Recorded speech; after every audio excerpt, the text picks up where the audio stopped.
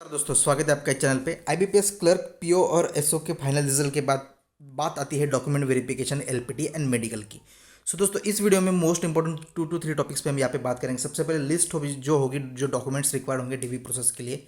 उसके बाद हम components of medical exam and LPT का देखेंगे, एलपीटी का लेवल कैसा होता है। और उसके बाद कुछ चांसेस है डीवी और एलपीटी और मेडिकल में रिजेक्ट करने के, वो भी देखेंगे कि किस आधार पर आपको डीवी एलपीटी और मेडिकल में रिजेक्ट कराया जा सकता है। सो दोस्तों ये वीडियो उन लोगों के लिए मोस्ट इंपॉर्टेंट होगा जिनका यहाँ पे रिजर्व लिस्ट से और फाइनल मेरिट लिस्ट में लास्ट ईयर की रिजर्व लिस्ट और दिस ईयर की फाइनल लिस्ट में उनका सिलेक्शन हुआ है। किसके लिए? क्लर्क, पीओ और एसओ तीनों के लिए, क्योंकि डॉक्यूमेंट्स तीनों जगह पे आपको कॉमन देखने को मिलेंगे। सबसे पहले दोस्तों हम स्टार्ट करेंगे डॉक्यूमेंट्स का। दोस्तों ये जो था ये लास्ट ईयर का मैंने एक प्रिंट आउट निकाला था, उसका इस मेल आईडी मैंने यहाँ ये वही मेल मैंने यहाँ पे यूज़ किया है डॉक्यूमेंट्स का। मैं अभी से ये वीडियो इसलिए अपलोड कर रहा हूँ दोस्तों क्योंकि आप अभी से अवेयर हो जाओ कि आपके पास कौन से डॉक्यूमेंट्स है, कौन से डॉक्यूमेंट्स नहीं है, आने वाले समय में आपको कोई दिक्कतें ना आए। सबसे पहले दोस्तों जो होगा का, चाहे वो आईबीपीएस क्लर्क हो, पीओ, एसओ का, आपका एप्लीकेशन फॉर्म और जो कॉल लेटर होगा वो आपको वहाँ पे लगेगा। तो आपका application form and call letter दोनों की प्रिंट आउट आपको वहाँ पे लगेगी। उसके साथ साथ identity proof, original and photo copies. सबसे पहले दोस्तों आपको इन सभी की एक एक फोटो कॉपीज भी ज़रूरी है, एटलीस्ट 1 सेट, और उसके साथ साथ ओरिजिनल। और आप एक सेट एक्स्ट्रा निकाल लीजिए, मतलब आप 2 सेट वहाँ पे निकाल लीजिएगा और उसके साथ साथ ओरिजिनल। उसके बाद आइडेंटिटी प्रूफ्स तो आपको पता है बहुत सारे आइडेंटिटी प्रूफ्स होते हैं। उसके साथ साथ आपको चाहे वो आधार कार्ड हो, पैन कार्ड हो, ड्राइविंग लाइसेंस हो, वोटिंग कार्ड आईडी हो, वो आप सभी को पता है। उसके साथ पासपोर्ट साइज फोटो, आपको टोटल 8 फोटो आपको लेके जाने हैं। लास्ट ईयर किसी बैंक ने 8 फोटो मांगे थे, लेकिन आप भी 8 लेके जाएगा, वहाँ पे हार्डली 2-4 आपको यहाँ पे लग सकते हैं। इसके बाद please note the following important points to keep in mind for the proceedings ahead of the pre recruitment formalities. अभी मेडिकल एग्जामिनेशन के बारे में उन्होंने बोला है, please carry the cash of 3,500 approx for medical examination. Please note that your selection is subject to your being found unconditionally medically fit for bank job. अब ये जो है दोस्तों किसी पर्टिकुलर बैंक का था, लेकिन है हर बैंक के लिए होगा ऐसा नहीं है। लेकिन आपको ये ध्यान में रखना है कि आपको भी किसी भी यहाँ से आपको ये मेल रिसीव हो सकता है, तो उसमें ये चीज़ में भी हो सकती है, तो आप इसके लिए भी तैयार रहिएगा क्योंकि ये मेडिकल एग्जामिनेशन फ़ी है, ये आपको भी पे करनी पड़ती है। उसके बाद the charges for medical checkup and all the expenses related with the recruitment process have to be borne by the candidate himself. ये आपको यहाँ पे क्लियरली इंस्ट्रक्शंस दे दिए। इसके बाद you should bring 3 satisfactory character certificate. दोस्तों कैरेक्टर सर्टिफिकेट के बारे में मैंने आपको बोला है, वो कैरेक्टर सर्टिफिकेट का जो फॉर्मेट है वो मैंने नीचे डिस्क्रिप्शन बॉक्स में लिंक दिया है, एक पीडीएफ अवेलेबल करा दिया होगा आपको। वो पीडीएफ आप देख सकते हो, वो डाउनलोड कीजिएगा, उसकी प्रिंट निकाल लीजिएगा, वो फिलअप कीजिएगा। और कोई ऑफिसर होगा, चाहे वो principle of college, head of department of college और यूनिवर्सिटी लास्ट अटेंडेड होगा तो उसका भी वहाँ पे साइन चलेगा। उसके बाद गैजेटेड ऑफिसर्स और बैंक ऑफिसर्स। गैजेटेड ऑफिसर मतलब वो क्लास 2 गैजेटेड जो सेंट्रल गवर्नमेंट की पोस्ट होती है उसको गैजेटेड कहा जाता है, जिनका नाम गैजेटेड ऑफ इंडिया में पब्लिश किया जाता है उसे गैजेटेड ऑफिसर कहते हैं। क्लास 1 तो सभी गैजेटेड ऑफिसर ही होते हैं। उसके बाद प्रेजेंट एम्प्लॉयर जो कुछ भी होगा, उसके बाद respectable person who is not related to the candidate. तो आपको मोस्ट इंपॉर्टेंट ये 2 पॉइंट भूल जाइएगा आप, क्योंकि ये आप जितने अच्छी तरह से गैजेटेड ऑफिसर की या कोई प्रिंसिपल और head of the department of college का, इनका यदि आपको पास हो, आपको मिल सकता है, तो प्लीज़ वही लेके जाइएगा। लास्ट 2 पॉइंट्स पे आप ज़्यादा फोकस मत कीजिएगा। इसके बाद दोस्तों you have to bring the original certificates along with their photocopies. क्या? Original certificates along with their photocopies, ये आपको डेफिनेटली लेके जाना। जैसे मैंने बोला आपको एटलीस्ट 1 सेट वहाँ पे लगेगा, लेकिन आप एक एक्स्ट्रा सेट भी लेके जाएगा। सबसे पहले यहाँ पे और डॉक्यूमेंट की लिस्ट है कि आईबीपीएस क्लर्क का जो कुछ भी आपका एप्लीकेशन फॉर्म होगा, चाहे वो पीओ का हो, क्लर्क का, एसओ का, उसके साथ साथ call letter for written examination. उसके बाद आइडेंटिटी प्रूफ्स एंड फोटोग्राफ्स। उसके बाद date of birth certificate acceptable to the bank. अब डेट ऑफ बर्थ सर्टिफिकेट के लिए उन्होंने जो इशू करता है हमारा वो चलता है, नहीं तो आपके जो मार्कशीट्स होंगे 10th एंड 12th के, उसमें डेट ऑफ बर्थ मेंशन की होती है, तो वो भी वहाँ पे चलेगा, कोई इशू नहीं। डेट ऑफ बर्थ आपको जो म्यूनसिपलिटी होती है, म्यूनसिपल कॉर्पोरेशन, वो इशू कराती है, तो आप उन्हीं से भी डेट ऑफ बर्थ सर्टिफिकेट ले सकते हो। नहीं तो आपके जो 10th या 12th का सर्टिफिकेट होता है उसमें 10th का सर्टिफिकेट जो होता है, मार्कशीट जो होता है 10th का, उसमें आपका birth certificate date of birth mention की जाती है। ये मोस्ट इंपॉर्टेंट पॉइंट है दोस्तों। In case of candidates belonging to OBC category, certificate should be specifically contain in a clause that the candidate does not belong to the creamy layer section. मतलब आप creamy layer section में यदि होंगे OBC के, तो आपको OBC नहीं consider करा जाएगा, आपको ओपन कंसिडर करा जाएगा। इसलिए आपके पास क्या होना चाहिए? नॉन क्रीमी लेयर सर्टिफिकेट जो होता है वो ओबीसी कैंडिडेट्स को अच्छी तरह से पता है, वो आपके पास होनी चाहिए। वो जो डेट दिया होगा नोटिफिकेशन में दिया होगा, इसलिए मैंने ये इरेज कर दिया। आप यहाँ पे जो नोटिफिकेशन में डेट दिया होगा, शायद वो डेट जो होगा वो आपका 1 अप्रैल 2018 से 31 मार्च 2019 तक होगा। उसके बाद दोस्तों caste name mention in certificate should be letter by letter with the central government list.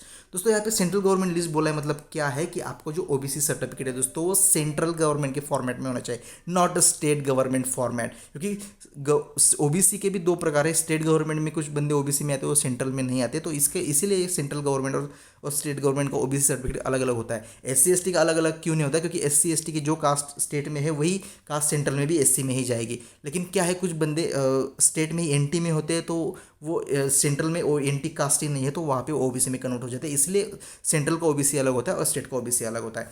इसके बाद OBC category candidate belonging to OBC category but coming under criminal, if their case caste does not find in the place in the central list are not entitled to OBC reservation. जैसे मैंने बोला कि यदि आपके पास criminal section है तो आपको यहाँ पे ओबीसी कैटेगरी में नहीं किया जाएगा, और उसके साथ साथ भी कि आपके कास्ट का नाम भी ओबीसी के लिस्ट में नहीं है तो आपको ये रिजर्वेशन नहीं मिलेगा, आपको वहाँ पे रिजेक्ट कराया जाएगा। उसके बाद SC ST category candidates required to produce a caste validated certificate for the purpose of asserting the genuineness of their caste category claim। तो आपको वहाँ पे कास्ट सर्टिफिकेट एस सी का भी देना होगा। ये मोस्ट इंपॉर्टेंट दोस्तों education and professional qualification certificates.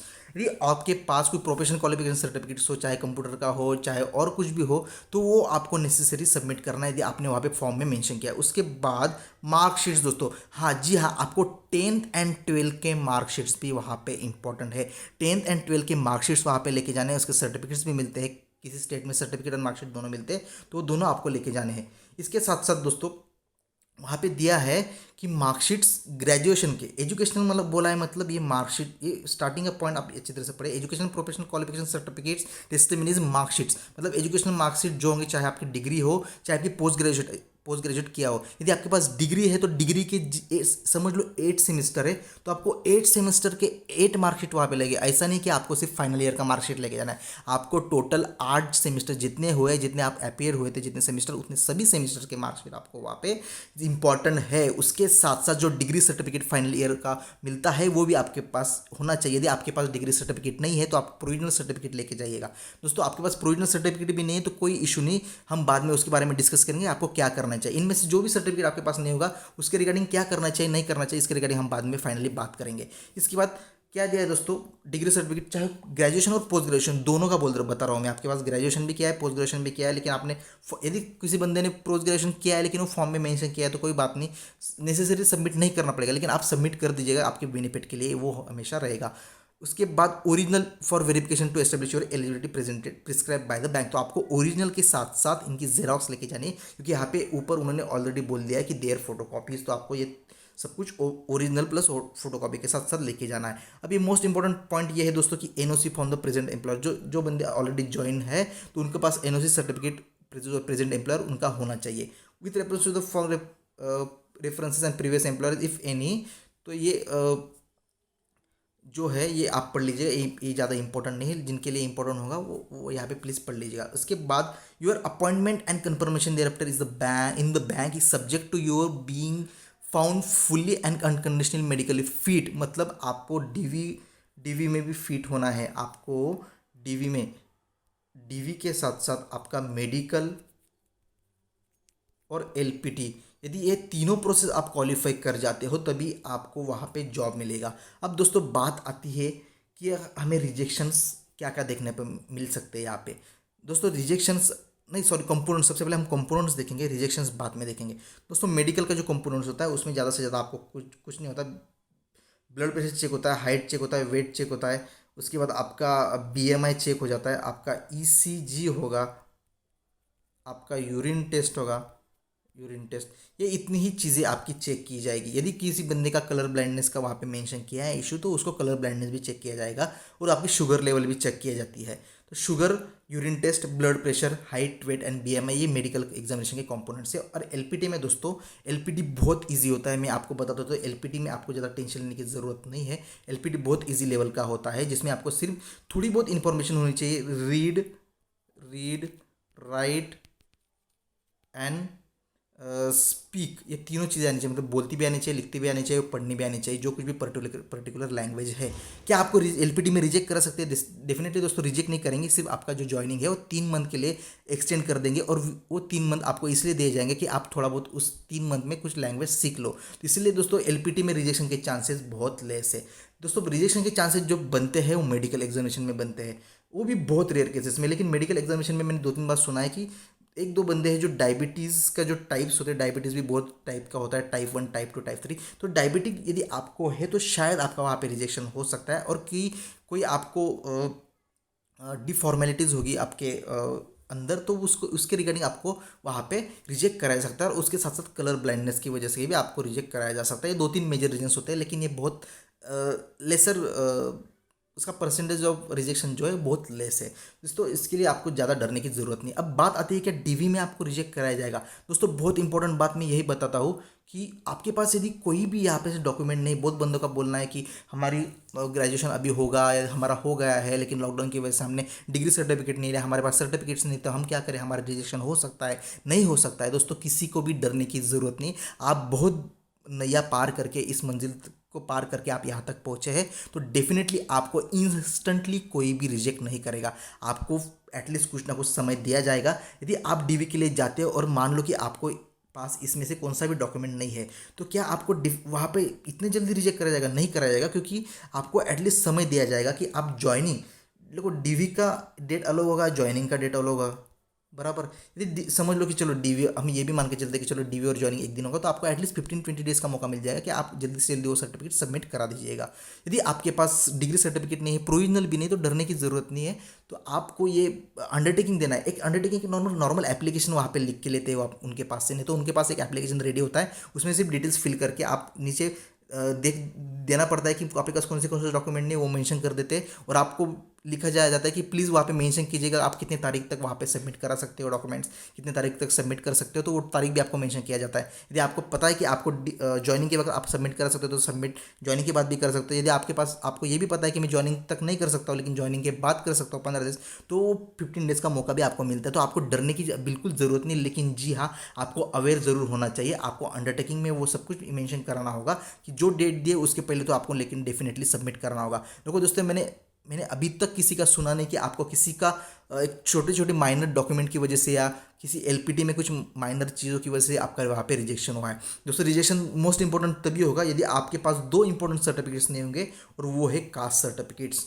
Cast certificates आपके पास बहुत इंपॉर्टेंट है, चाहे वो SC ST का हो। और EWS के बारे में भी यहाँ पे बताना भूल गए, EWS के बारे में भी इशू था कि EWS वालों को भी आपको डरने की जरूरत नहीं। आपके पास यदि लास्ट ईयर का फाइनेंशियल ईयर का सर्टिफिकेट्स है, चाहे वो OBC और EWS का हो, तो आप कोई इशू नहीं, आपको वही इंपॉर्टेंट है। लेकिन आप नया भी निकाल लो, क्योंकि आने वाले रिक्रूटमेंट्स के लिए आपको वो बहुत इंपॉर्टेंट है।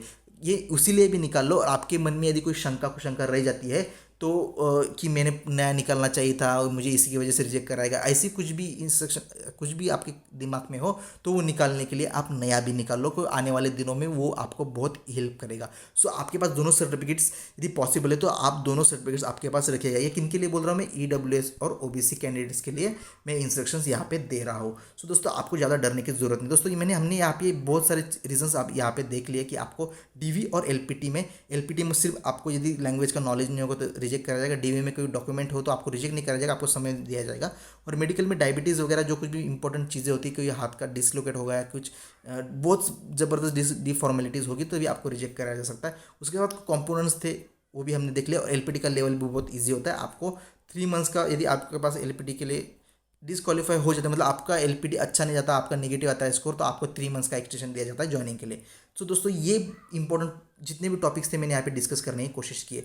यदि आपकी कोई भी क्वेरीज यहाँ पे आप देखने को मिलती है, मतलब कुछ भी क्वेरीज आपके पास है, तो आप मुझे बैंकर्स कट्टा ऑफिशियल, ये जो ईमेल आईडी है, इस पे मुझे ईमेल आईडी पे भी आप मेल कर सकते हो, नहीं तो इस वीडियो के डिस्क्रिप्शन बॉक्स में कमेंट बॉक्स में आप मुझे कमेंट्स करके अपनी जितनी भी क्यूरीज है आप मुझे पूछ सकते हैं। मैं I will try to be there for you definitely. जितने भी कमेंट्स मुझे देखने को मिलते हैं उतना उनका रिप्लाई मैं देने के लिए कभी झिझकता नहीं हूँ। मैं हमेशा आपको रिप्लाई डेफिनेटली वहाँ पे करूँगा। आप प्लीज़ ये हिचकी मतलब कुछ खुद को इतना ये मत समझिएगा कि मैं कमेंट कैसे करूँ। तो आप प्लीज़ जितनी भी प्रॉब्लम्स हो आपके, प्लीज़ कमेंट मुझे कर दीजिएगा। सो इस वीडियो में इतना ही दोस्तों, मिलते हैं नेक्स्ट वीडियो में यदि आपकी कुछ क्यूरीज हो तो। So thank you guys for watching this. Have a nice day, have a lovely day and have a bright future ahead. Good bye.